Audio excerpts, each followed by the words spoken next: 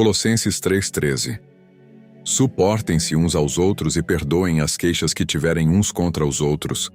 Perdoem como o Senhor lhes perdoou. Capítulo 1. O mistério escondido no suportar. Você já percebeu que a Bíblia não pede apenas para perdoar, mas também para suportar?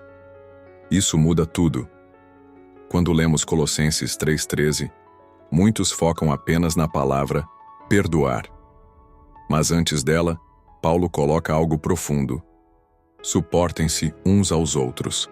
Esse suportar vem do grego anekiomai, que significa aguentar firme, não abandonar, permanecer junto mesmo com dificuldades. Isso revela que a vida cristã não se trata apenas de perdoar e seguir em frente, mas também de aprender a caminhar ao lado de pessoas que falham conosco.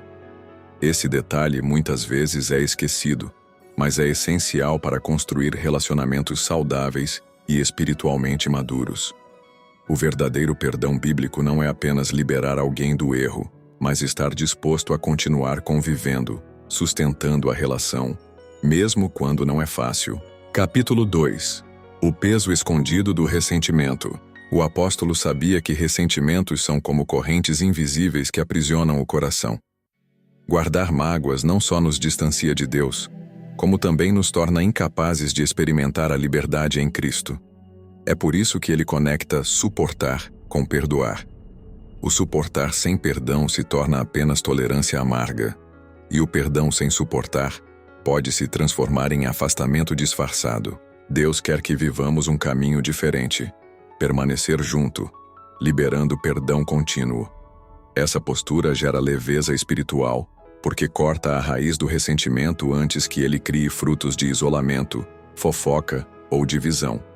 Talvez seja por isso que muitos ainda carregam pesos emocionais mesmo orando. Eles não descobriram que o segredo não é apenas dizer "eu perdoo", mas aprender a suportar como Cristo suportou cada um de nós. Capítulo 3. Perdoar como fomos perdoados. Paulo conclui o versículo com uma chave poderosa. Perdoem como o Senhor lhes perdoou. Mas você já refletiu como o Senhor nos perdoou? Ele não apenas nos absolveu, Ele nos adotou. Não apenas limpou nosso passado, Ele escolheu permanecer conosco todos os dias, mesmo quando voltamos a errar.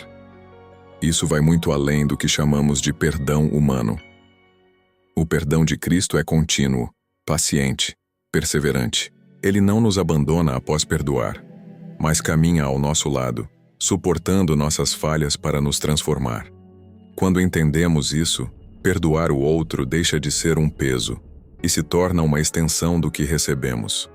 O chamado de Paulo não é um peso impossível, mas um reflexo natural da graça que já recebemos.